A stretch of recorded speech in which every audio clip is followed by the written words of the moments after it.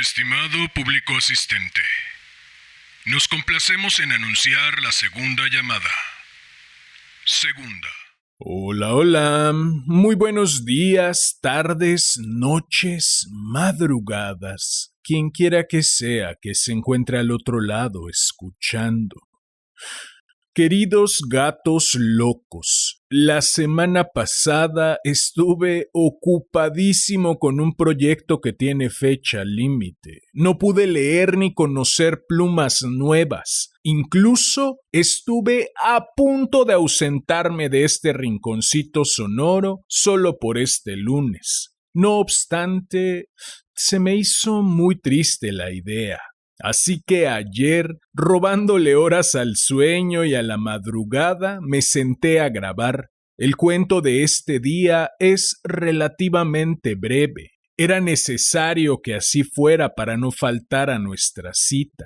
Preferí brevedad hecha con muchísimo amor a no brevedad hecha a las prisas, al chingadazo. Disculpen mi francés. Hace apenas unas horas todavía estaba editando y haciendo el montaje. Si esto no es suficiente demostración que son ustedes, mis queridos gatos locos, y que el querido no está solo para que suene bonito, entonces no sé qué pueda demostrarlo. Dada la relativa brevedad del cuento, marear los demás sería delito imperdonable. Así pues, dejemos el bla, bla, bla, bla para otro momento y demos paso a este cuento que, como ya es costumbre, dedico a mi madre por leerme cuando era niño, a mi padre por regalarme aquella radiocasetera, al niño que fui por combatir el aburrimiento con tanta creatividad, al hombre que soy por tomar este sueño entre las manos y trabajar para tornarlo realidad.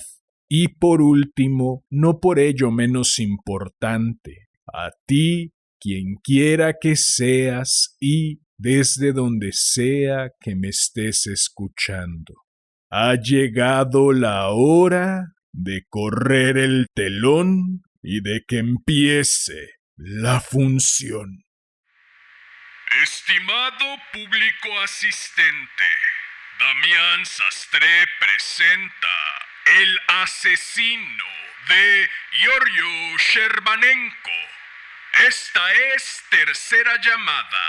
Tercera. Comenzamos.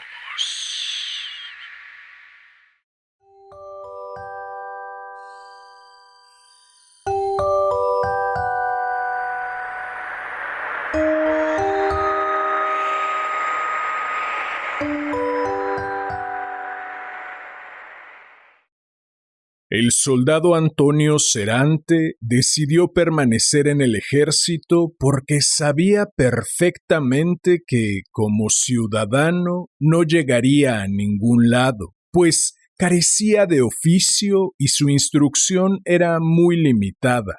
Por estos mismos motivos, solo había alcanzado el rango de cabo mayor, aunque todo esto le traía sin cuidado. A él le bastaba no tanto el sueldo que recibía del gobierno, sino los pequeños robos que cometía, entre un cuartel y otro, entre un almacén y otro, según los encargos que le encomendaban o que se hacía encomendar. En la actualidad, en servicio desde 1940, estaba tan endurecido por su trabajo, conocía tan bien los trucos o los caminos ocultos del mundo militar que hacía lo que le daba la gana y ni siquiera sus superiores osaban llevarle la contraria. El soldado, o sea, el cabo mayor Antonio Serante, llevaba casado 4 años con una de las chicas más hermosas de un pequeño pueblo cercano a Pavía. Había conseguido llevarla al altar, haciéndole creer que no tardaría en hacer una extraordinaria carrera en el ejército, hasta alcanzar el grado de mariscal, En realidad, se había chupado la pequeña dote de ella y seguía aprovechándose, pues, cuando conseguía un permiso cada 3 o 4 meses, le gustaba tener a una mujer a su entera disposición y la comida en la mesa. La mujer se llamaba Paula y era 10 años menor. Al principio de su matrimonio, ingenuamente, debió incluso de querer al marido. Lo admiraba, porque cada vez que venía de permiso traía una enorme maleta repleta de cosas robadas en los almacenes militares, sin sospechar ella que lo fueran, y también no poco dinero, ganado con parecidos tejemanejes, y que él derrochaba en las hosterías del pueblo. Apenas un año después de la boda, Paula comenzó a comprender con quién se había casado. Un vago, un mediocre y un borracho, además de ladrón. Aguantó. En definitiva, no le quedaban otras alternativas, y habría aguantado sin problemas de no haber empezado él a pegarle. El motivo era muy sencillo. Paula suspiraba de alivio cuando el marido estaba de servicio y, cuando regresaba de permiso, no lograba simular una repugnancia, incluso física, por él. Que lo notaba, se enfurecía. Si se casó fue porque no le apetecían los flirteos peligrosos y dispendiosos, sino una mujer fija a su servicio, obediente en todo. En sus 15 días de permiso le apetecía divertirse y lo exasperaba la manifiesta frialdad de Paula. En una situación así, lo mínimo que podía sucederle al cabo mayor Antonio Serante era que Paula se enamorase de otro hombre. Esto ocurrió el día en que llegó al pueblo el joven asistente del médico del lugar. Ocurrió cuando el joven médico acudió a casa de Paula y la halló prácticamente entontecida por los golpes, cubierta de moratones de pies a cabeza, pruebas todas del paso del marido que, agotados los 15 días de permiso, estaba de vuelta en el cuartel. Paula tuvo que confesar por qué la encontraba en tales condiciones. El médico se indignó, le dijo que solicitara la separación, que se fuera del pueblo. Con su trabajo de modista encontraría trabajo en cualquier otra parte. Fue el principio, luego se enamoraron. El joven se llamaba Andrea y tenía 25 años. Era atento, amable, culto, el perfecto contrario del soldaducho Antonio Serante. También Paula, aunque hubiera nacido en un pueblo, era educada y sentimental. Lo había heredado de su madre, una maestra. Durante casi un año, Andrea fue solamente el amigo de Paula, y no solo porque en un pueblo es difícil mantener ocultas ciertas historias, sino porque él la respetaba. Insistía en que se separara, en que se largara, pero una separación legal es una cosa complicada y además, ¿dónde podía ir sola la pobre chica? ¿Y cómo llevársela a él lejos del pueblo, donde había encontrado con qué comer trabajando como ayudante del médico? Al final, esa amistad espinosa e imposible se acabó. Fue un día de noviembre, nuboso, frío. Andrea fue en bicicleta a un retirado caserío a donde lo habían llamado con urgencia. Halló al enfermo ya muerto. El cura había llegado antes que él. En el camino de regreso, en mitad del polvo levantado por el viento, el rostro húmedo por las primeras gotas de lluvia, se encontró con Paula. No era casualidad. Siempre que le era posible, Paula seguía a su doctor, se hacía la encontradiza, Lo esperaba en algún lugar solitario. Era la única manera de verse sin levantar habladurías. «¿Qué haces aquí con este tiempo?», preguntó Andrea bajándose de la bicicleta.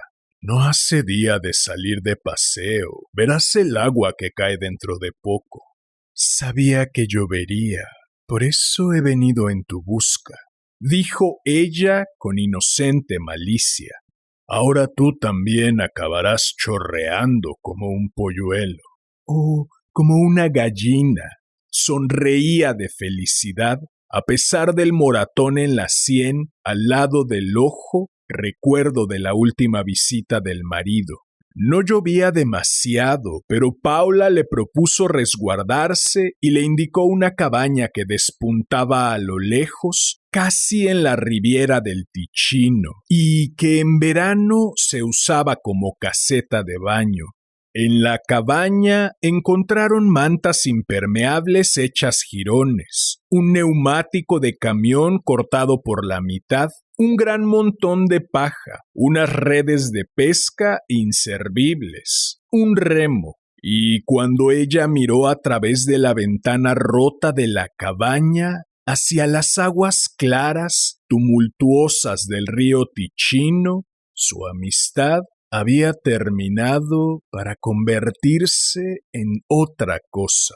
«Debemos irnos de aquí, Paula», le dijo él mirándola. «No podemos quedarnos más tiempo. No debes seguir junto a ese hombre». Son cosas que se dicen, pero llevarlas a cabo es imposible.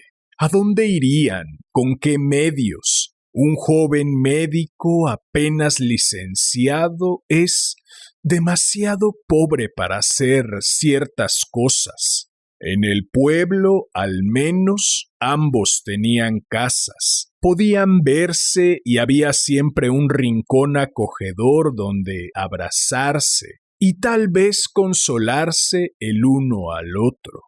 Pasó otro año. Despiadado, el cabo mayor Antonio Serante llegaba cada 3 o 4 meses y permanecía 15 días con su esposa. Eran los 15 días de la desesperación. Cuando él se iba, Andrea recogía entre sus brazos a una pobre criatura humillada, ofendida, apaleada, y no había nada que hacer. En cierta ocasión fue el propio marido quien llamó a Andrea. Le había dado una patada más fuerte de la cuenta. Paula había perdido el conocimiento y no volvía en sí. «¿Qué le ha sucedido a su mujer?», preguntó Andrea, las mandíbulas apretadas mientras intentaba reanimarla. Sabía perfectamente qué había ocurrido, pero no podía gritarle a ese animal que lo sabía. «Se ha caído de la mesa mientras le quitaba el polvo a la lámpara», dijo el soldado Antonio Serante, y apenas Paula abrió los ojos, contemplándola con hipócrita ternura, se puso a regañarla paternalmente. «Te he dicho 1000 veces que no debes subirte a la mesa a limpiar el polvo de las lámparas o quitar las telarañas. Estas faenas me tocan a mí». Y Paula respondió que sí, que no volvería a subirse en la mesa. Lo dijo sin atrever a mirarse a Andrea, que continuaba apretando las mandíbulas para no gritar. No había nada que hacer. «Déjame», le dijo Paula una noche desesperada. «Mientras sigas a mi lado, mientras vengas a verme, sufrirás inútilmente. Búscate a otra mujer y déjame. No quiero que sufras de esta manera». Estaban en casa de ella, a oscuras. Él había entrado por la parte del huerto ya noche cerrada. Tan desesperados estaban que habían dejado de adoptar precauciones. «Sabes que nunca habrá otra mujer para mí», confesó, y esto era cierto. La idea comenzó a tomar vagamente forma cuando Andrea leyó en un periódico que, en Sicilia, unos desconocidos habían asesinado a un centinela de guardia en un polvorín.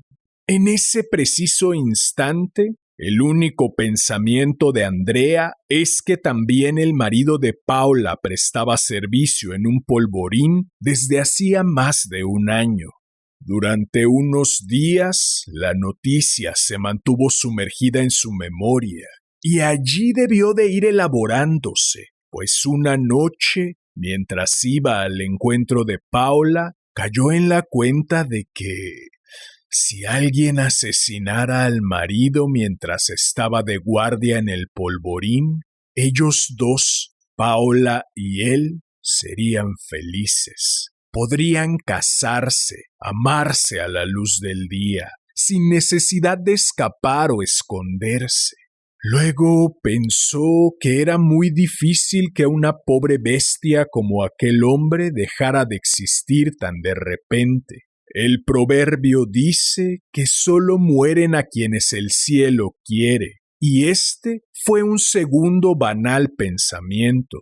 El tercero fue que podría matar él al marido mientras estaba de guardia, y este no fue un pensamiento banal.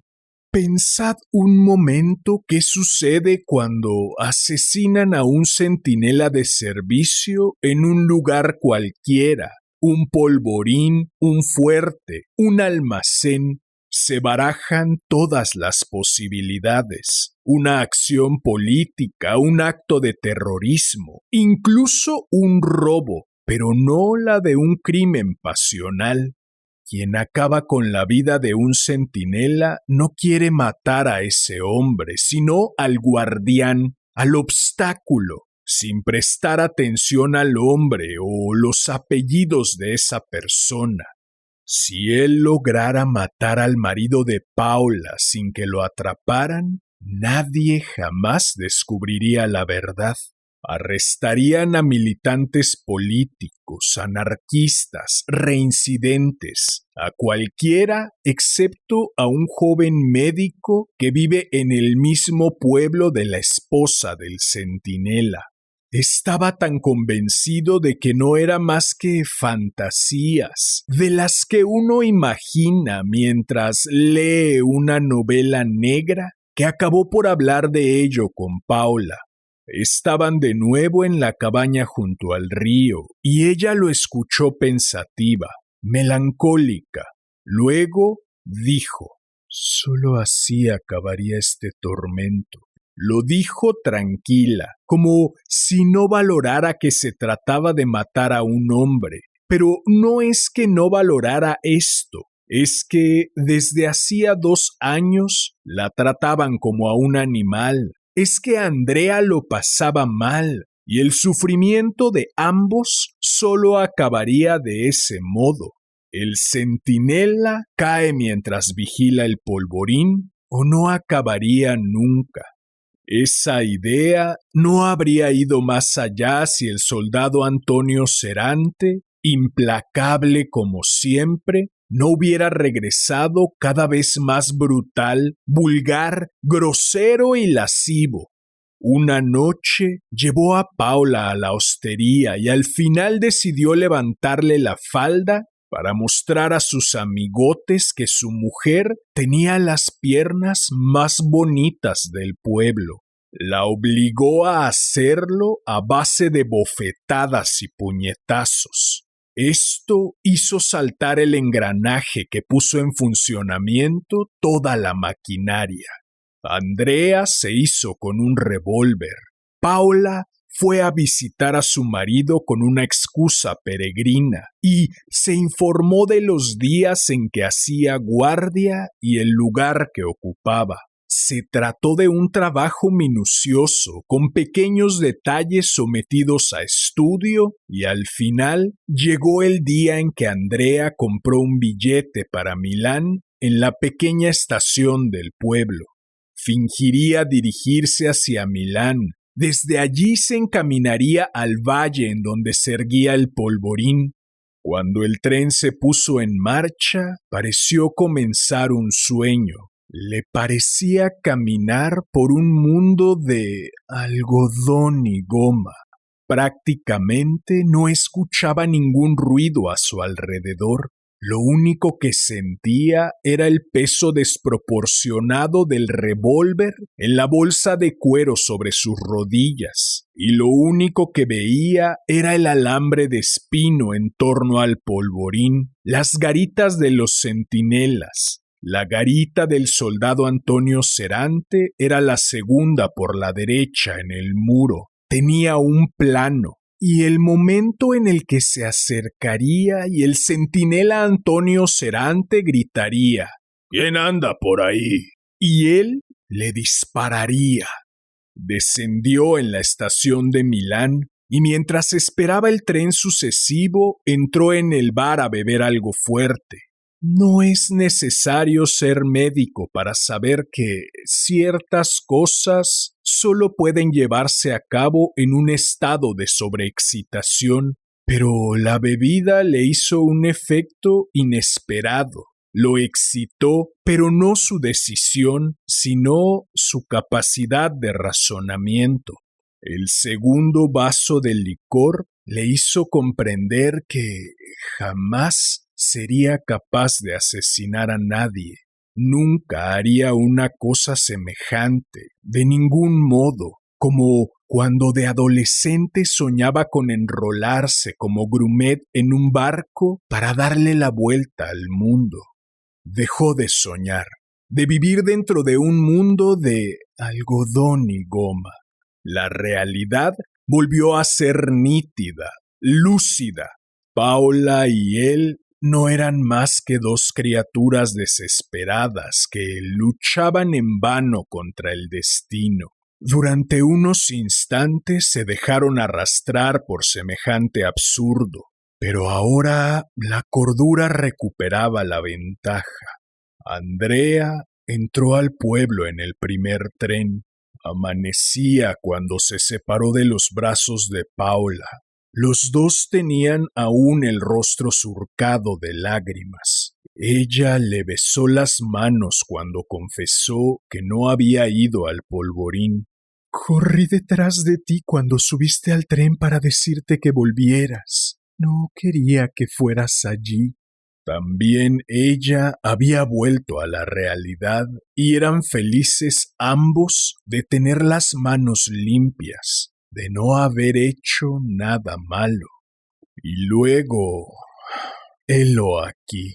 El telegrama del Ministerio de Guerra llegó 2 días después. El ministro informaba a la mujer que su marido, el soldado Antonio Serante, había muerto en el ejercicio de su deber mientras estaba de centinela en el polvorín.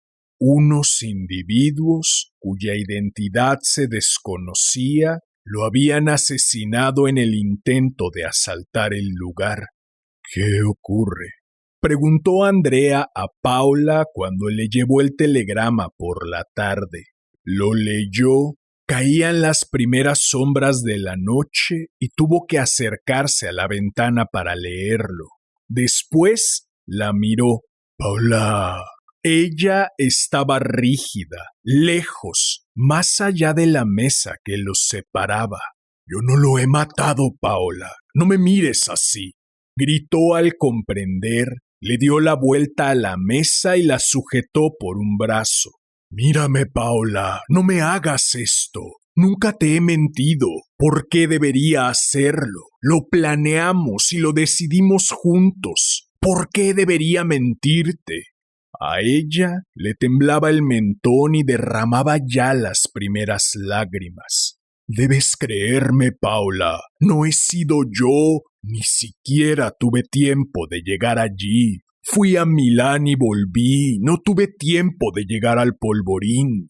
Pero se interrumpió, sobrecogido por la mirada de ella, llena de amor y terror al mismo tiempo.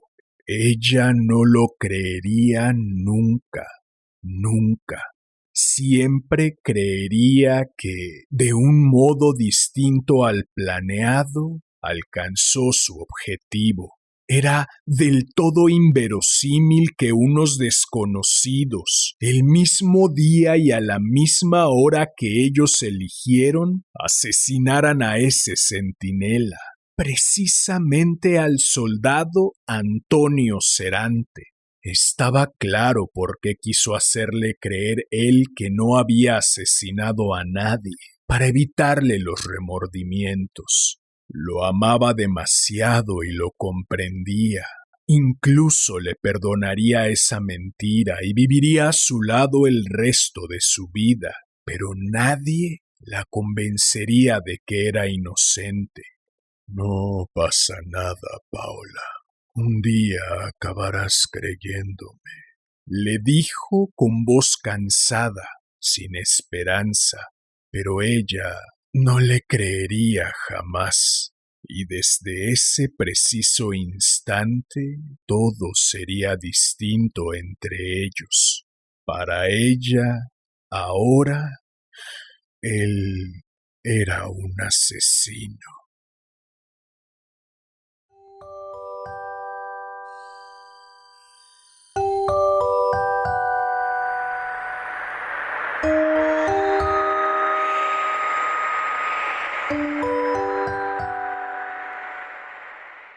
Bien, pues eso fue El asesino de Giorgio Scherbanenko. Espero que lo hayas disfrutado. Si fue así, agradecería enormemente que me ayudaras suscribiéndote, dejando un comentario, dando manita arriba, compartiendo, difundiendo. Vale. ¿Acaso hay peor castigo que ser juzgado por un crimen que no cometiste? El autor piensa que sí y yo coincido. Peor aún es que quien te juzgue sea la persona que te ama y a la que amas. Si además de eso lo hace en el más impenetrable silencio. Giorgio Scherbanenko, considerado el padre del género negro italiano, ¿es o no digno merecedor del título que le conceden? Yo creo que sí. Lo dije en el capítulo 70, 2 hermanos, una chica, un atraco, y lo repito el día de hoy. Aún acabando de conocerlo, es ya uno de mis favoritos. El día que menos se lo esperen lo tendremos de vuelta, y no solo por falta de tiempo para conocer plumas nuevas, sino porque su trabajo es, al menos para mis pulgas, digno de volver cuando menos un par de veces más. Un par, cuando menos. En fin. Si deseas seguir recibiendo el calorcito de este rinconcito sonoro hecho con muchísimo amor, si deseas hacerme saber tu opinión acerca de esta nave de los gatos locos, si deseas estar al tanto del contenido que publico o si deseas sugerir un cuento o una pluma nueva para cualquiera de las 2 secciones de este hermoso, sensual y exquisito podcast. Puedes buscarme en Facebook como Damián Sastre, en Instagram como @casidiariodeunloco y en YouTube como Damián Sastre presenta Casi Diario de un Loco o Damián Sastre presenta Déjame leerte un cuento. Si llegaste hasta aquí, como ya es costumbre, agradezco inconmensurablemente tu valiosísimo tiempo. Recibe un enorme abrazo. Ten una excelente vida y hasta la próxima.